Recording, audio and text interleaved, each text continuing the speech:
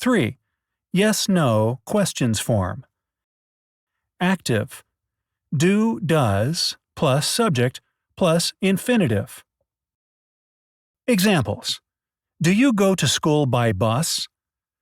Does he ride a bike? Passive. Am, is, are, plus object, plus past participle. Examples. Are bears caught in the woods? Is he always beaten by his peers? 4. WH questions form. Active. Question word plus do, does, plus subject, plus infinitive. Examples. When do you go to the club? What does he eat for dinner?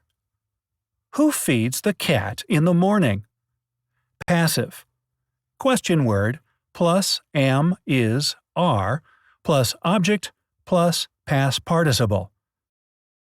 Examples. When is the ball played with? What is eaten by him for dinner? Who are cats fed by?